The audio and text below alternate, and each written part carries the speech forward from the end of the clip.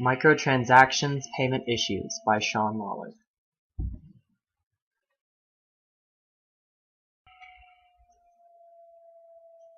According to the New York Times, just last year, $9.5 billion was spent on the mobile gaming market in 2013. Most of that comes from in-app purchases.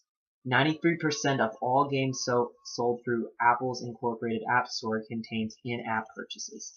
But the real question is, how much of these microtransactions were spent by kids with access to their parents' accounts?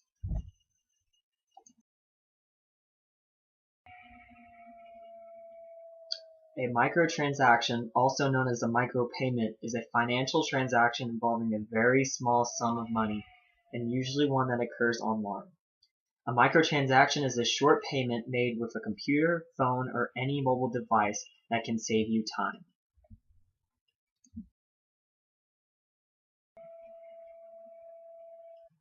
An example would be Pandora, which runs advertisements. If you want to skip the ads, you can pay money and upgrade to the ad-free version. You never have to listen to ads ever again. Another example would be the Candy Crush saga. If but when really you run out of lives, you have a chance to make a small purchase to give yourself more lives by just a press of a button.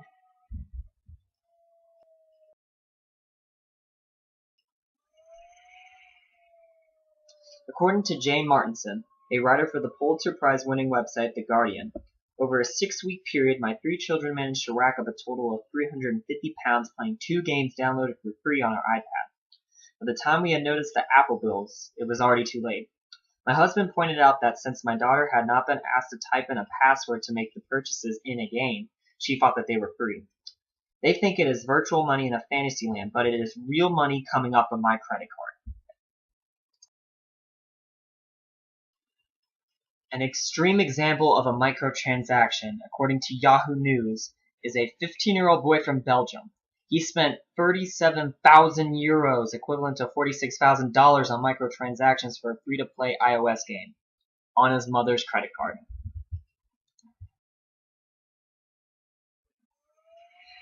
There are hundreds of more similar examples of parents complaining about their kids making microtransactions of real money payments in a world that they thought was fantasy.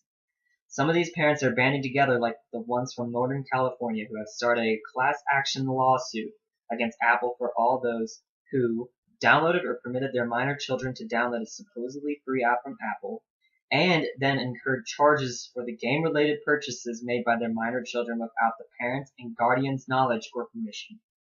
The reason that I picked this topic is because I wanted to do something that I didn't think anyone else would do, and thought it would be very interesting, current, and an issue that I can foresee becoming huge. The status of this legal issue is ongoing.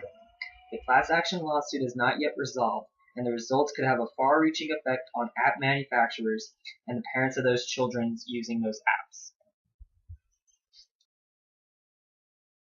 The general rule is that a minor can enter into any contract that an adult can. An example is the contract between Apple and the minor. When the minor has purchased a microtransaction, the contract entered in by the minor is voidable at the opinion of that minor. This is called disaffirmance. A case in point is Kelly versus the United States, which states that a minor can disaffirm a contract by simply saying that they want out of that contract, in most cases.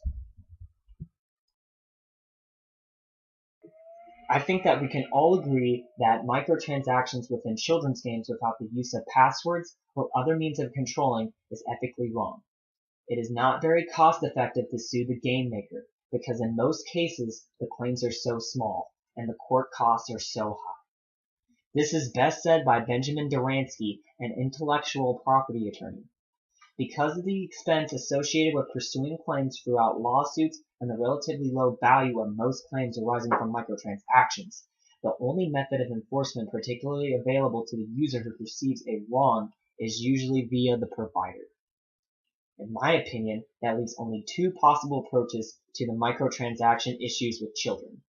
One is to not include them in children's games. In that case, the game maker can charge an upfront fee for the purchase of the entire game, and the parents can decide to purchase the game based on the total price at the beginning. The second would be to leave a set of guidelines or standards that all game makers of children's games must follow, in order to make the games transparent for the adults from a cost standpoint. such as enabling a password each time a microtransaction of real dollars is about to happen. The following was taken from a discussion from Esko Vanko's master thesis, Free-to-Play Games, Professionals' Perceptions. Monetizing children is naturally a hot topic, and there have been some reported cases of children accidentally spending large amounts of money in free-to-play games. The opinions in this matter are quite clearly divided into two camps. Some of the chosen professionals feel that in-app purchases just isn't suitable for games marketed for children. Raman Shakrazad, a full-time economist for a large game maker, states that, "I don't think in-app purchases belong anywhere in games marketed to minors.